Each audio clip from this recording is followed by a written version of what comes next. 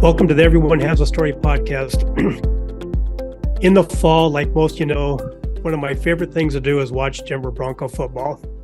The other thing I love doing is I love being on the outdoors, and growing up, I love going deer and elk hunting with my dad.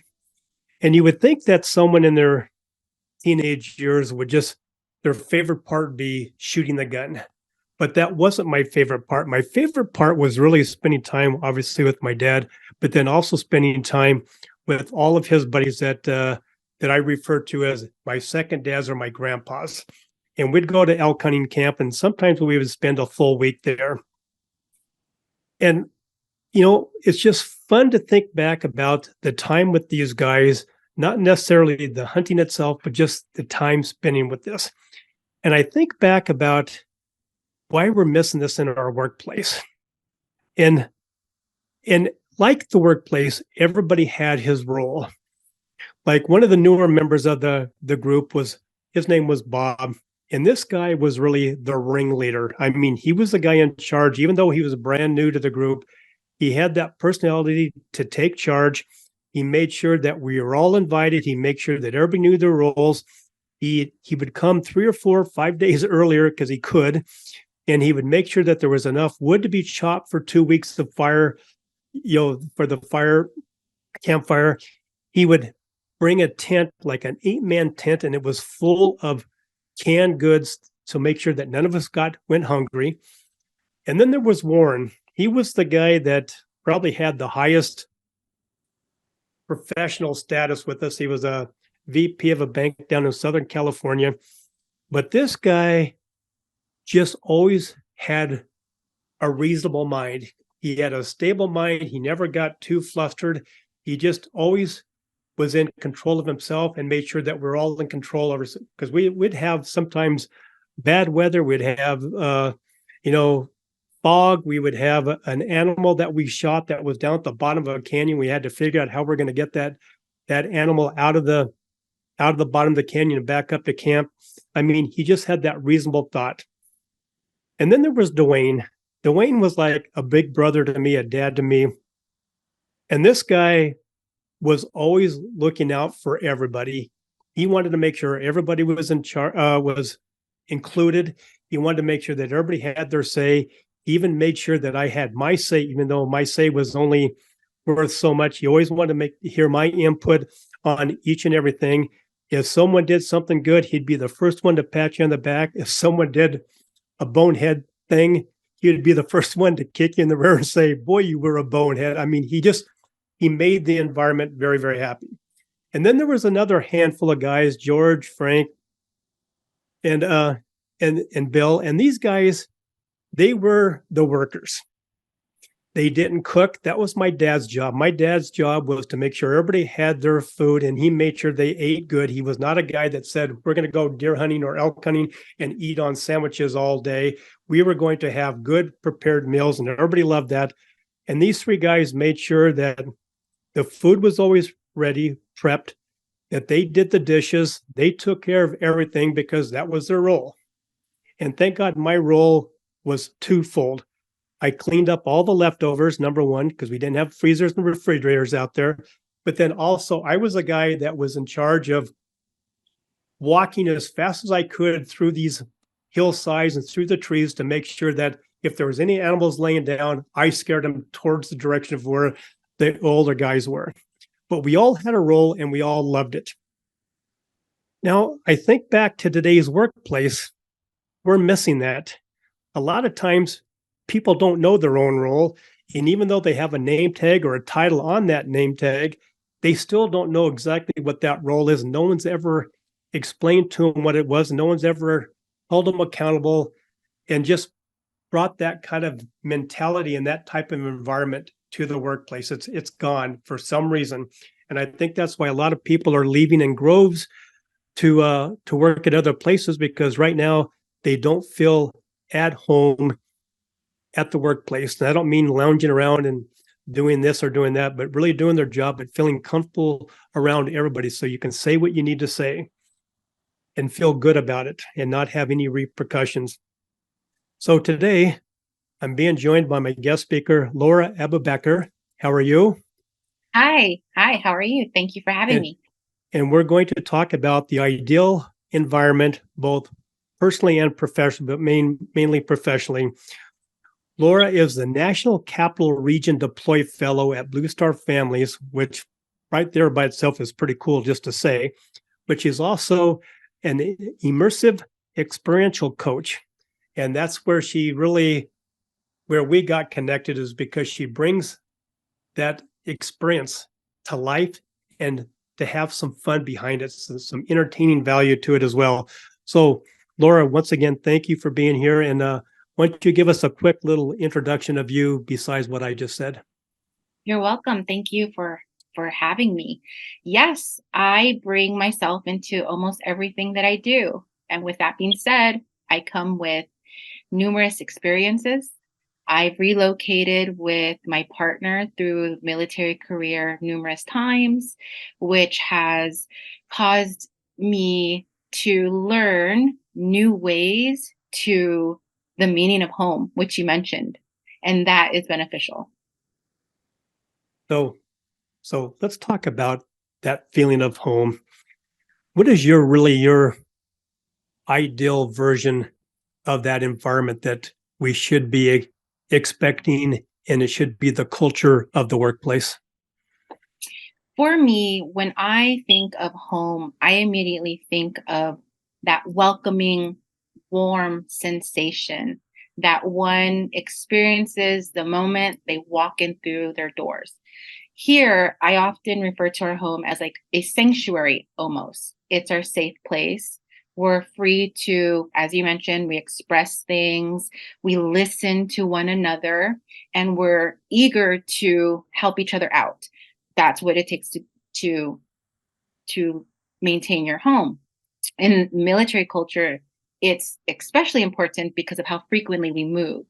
So, for me, in a work environment, one that is easily in a place where you can easily express your ideas and they be received and heard can really facilitate what I call a belonging space. I associate spaces of belonging with that home feeling because that is where you belong. You're at home, everyone welcomes you. Everyone is immersed with that love feeling or creative feeling because it's home. Therefore, in the work environment, if you have a space where it's encouraged to express your ideas and one comes eager to listen to learn from those ideas, it can facilitate a welcoming, belonging space. So I just want to clarify something. Are you telling us, especially us guys, that when we're at home, we're supposed to be listening? I didn't get that. I didn't get those directions when I bought into this deal. So Roger, I'm yeah, going to put in a word in front of you and in front of those listening and put in effective listening. We oh, are to be effective listening. Yes. fair enough. Fair enough. Mhm. Okay, so so why is this today more than probably the in our past? Why is this very important today? Wow. I feel this is more important because post pandemic, we pivoted in a direction almost overnight. And individuals have their stories and how they transformed through the pandemic. It was something that happened global. And we're seeing their impacts in the workspaces. So I feel that now in a post pandemic era, it's even more important to want to be heard and to express the ideas because of that pivotal shift into the new era. It offers foundation for creativity. Okay. And so give me the breakdown. What are the main components? Because you've referenced a lot of little areas here. What are the Uh-huh. main components of that ideal environment? For me, it is one where you come in and you're eager to learn. You want to know what the other person in front of you has to offer. You want to see their capabilities, But before you can do that, you have to listen to where they want to go with a project. What is the vision that they see for first themselves, then the company? Okay. I'm a big proponent of alignment, making sure that everybody is on the same page. And I know from day one of being in the military, you are told exactly where you are and who you answer to and what the rules are. And I'm not recommending that any workplace environment gets that strict. But at the same time, though, everybody needs to know their place, the organizational chart, who they answer to, what their role is, what your role is, and that, you know what, there is going to be accountability because we are talking business. We are talking the foundation of exchanging, commerce for goods. And so the bottom line is that we all have our role. There should be that accountability. But a lot of times, most of what I find, a lot of times the managers and owners are not aware of that. They were not part of the military. So from the day one, they want to have that environment, which is really looking through those rose petal glasses. They just don't exist. I don't want to call it la land, but it's close to it. And everybody needs to know the rules of the game. And how does a manager, an owner, or maybe even a frontline employee, how do they address and become aware that there really isn't this total alignment that should be there? Absolutely. Great question. For me, I would take a look at your middle, your core of the organization. I would take a look at the center, which in every organization may be different. The roles may be different.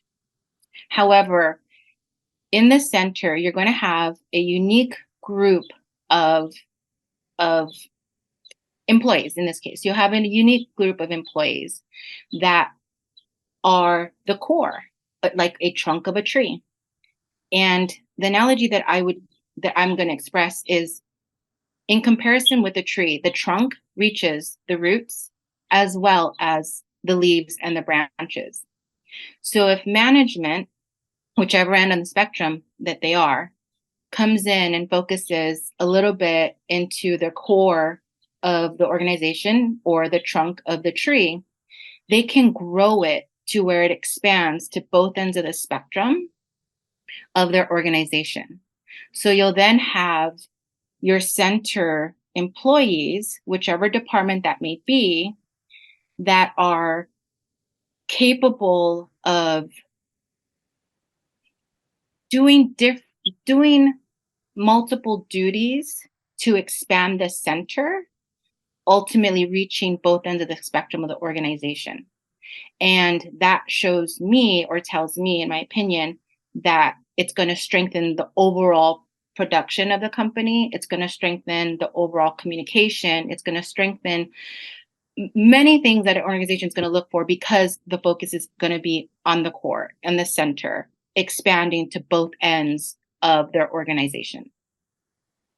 Now, we've all been taught a million ways to take care of your team.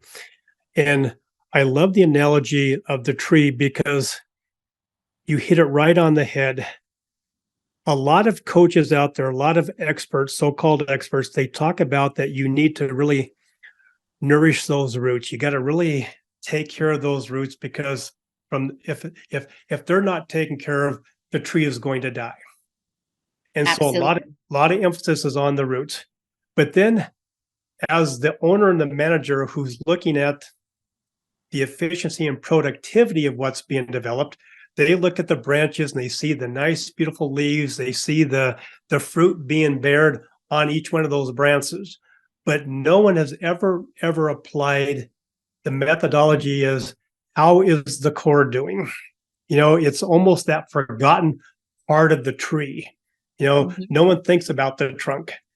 they look at the roots, they put the fertilizer, the water down, and they just automatically think that something's going to automatically inject straight up through that trunk, bypass the trunk, and get right to the leaves, the branches, and the fruit, the blossoms, right? And Absolutely. so I think that's really the core of this whole thing, is that most businesses, most leaders are naturally taking care of the roots, whatever that might look like for that organization, bypassing the core, the trunk, the supporting part of that tree, and going directly to the fruits of the labor, which Mhm. is the whatever's the low hanging fruit there, right? And Absolutely. so, why should, in your own way, why has this happened, and why should we just knock it off right now and realize that the core is who's leaving? That's who's the quiet quit, the great resignation. Those are the people who are quitting because they have been bypassed. And I love that analogy. Yes, I would agree. I feel that I think the focus, like you mentioned, is on the fruit. I think the focus is always going to be on the fruit. We need the fruit. We need it now. And many times we forget that there's a process before that fruit's even grown. There's a process. And it first starts with a seed. You mentioned the watering of the roots, and we then wait, right? We just wait because we're focused on the fruit. We're focused on the fruit. In the process of waiting, that's when what you mentioned, we have the silent quitters, and we have the productivity begins to lessen because we're just waiting. We're not taking the time to enrich the trunk or the center or the core of the organization. We're too busy focusing on just the fruit. So, with that being mentioned, I feel that a strategy to strengthen your core is take the individuals that are about to gather that fruit and begin to discuss that process with the core. Begin to have, so an example of this would be simply having a cup of coffee with somebody who typically works in the center departments and get to know them. It doesn't have to begin with a professional relationship, although it's a professional setting. You can just inquire about them and get a feel for who they are. Who are the individuals that are working in the center of your organization? For me, in an organization, I would really want to know everyone on an individual level so I know their full capacity on how they're going to help my organization achieve the goals that I have in mind. Yeah. So when you think about it, the organization itself, it's really the orchard. It has all of these trees, these bushes, whatever that is supplying the fruit or the vegetables or whatever we're growing, correct?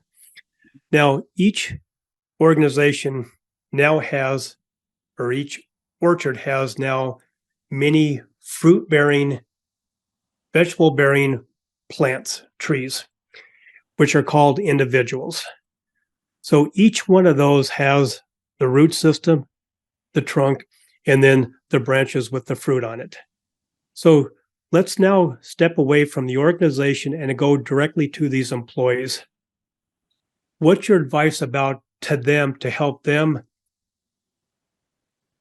take care of their part of having this ideal environment at the workplace? For them, I will say bring your authentic side. Bring yourself into everything that you do. You are a part of an organization and you bring something that nobody else can bring. So I would say share your ideas. Do not be nervous. Continue to groom your perspectives on how you see you can help the organization achieve the goals, because your ideas and the way that you process very well may be that moneymaker idea, very well may be that that oomph that the organization is searching for. So bring it forth. Do not hesitate, no matter the circumstance and no matter who you are. Allow yourself the space and allow yourself to continue to grow within your creativity and discuss it, and do not downplay your light. Okay. So you've brought up a lot of great relevant necessities that these organizations, every organization needs, including the workplace and the workforce. So let's tie it all together with now your solutions. I know you've kind of broadly mentioned a couple tactics here and there, but what is your overall solutions to help this orchard grow, help each tree be their own fruitful, productive tree in this orchard, and have a happier, more, I hate to say it, fruitful experience? Earlier, I mentioned getting to know somebody over coffee. So management may be in a position to schedule these, and not in a mandatory, hey, you guys need to do this, but in a way of, let's team up somebody that's in the roots and let's team them up with somebody who's about to bear the fruit, and schedule a connection, schedule a coffee, schedule a lunch, schedule in a space, in an atmosphere that is home-like, where they can engage with each other, share ideas, and get to know one another. And I would, if it was my organization, I would plan these maybe about twice a week to encourage the relationship and help facilitate that growth. That's one option. Another option is hosting spaces of belonging, which everyone can come, share ideas, know that no matter what walk of life they are part of, they are in a brave, welcoming space of belonging that should offer, again, that home feeling, which will encourage the flow of creativity. Those would be my two solutions. And and you're going to hear some people who are listening, they're going to sit back and they're going to argue, you're taking away valuable time for those blossomed on the branches to develop and start producing. So what would your feedback be? What would your response be to those people who are so bottom line oriented that they say, I can't spare the time for my employees, these leaders having these frontline employee conversations, and I can't afford to take both those individuals or those team of individuals away from their producing? I would I would first ask them, what would your 21-year-old self tell you right now in this moment? What were some of the goals that you had earlier, before one was focused on not being able to do something?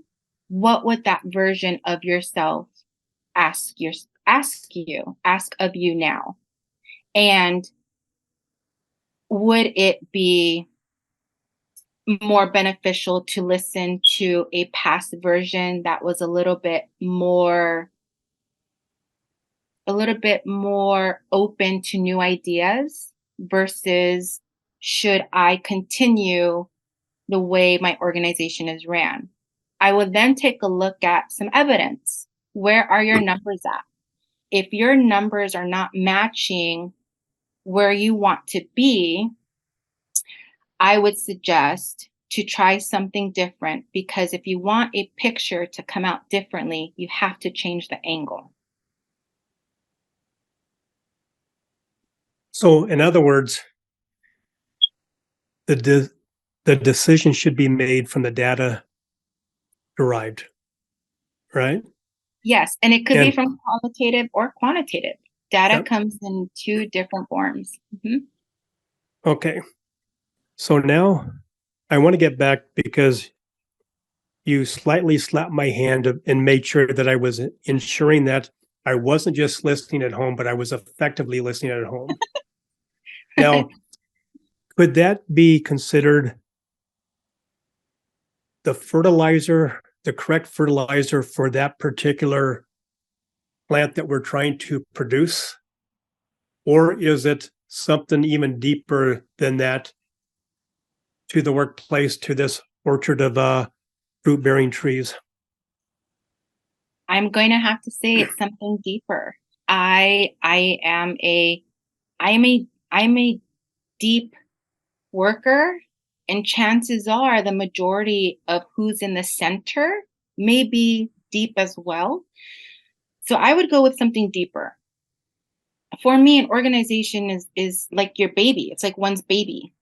Therefore, the deep thought and the provoking thoughts shouldn't be too fearful to where they're not addressed. It's your baby. If one happens to have a child or a niece or a cousin or anyone that's close in proximity that they've watched grow, though you don't think twice in some of the things that you must do to achieve a better outcome for that baby. Therefore, bringing in that deep connection with your organization back into the processes would only benefit your productivity. Well, I think you've created a nice, fruitful, fruit-bearing orchard that every organization should look into.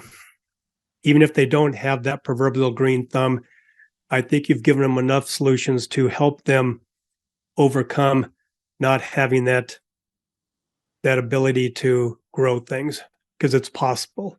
It's all possible. So is there any final words of inspiration or advice you want to leave the audience before we conclude here?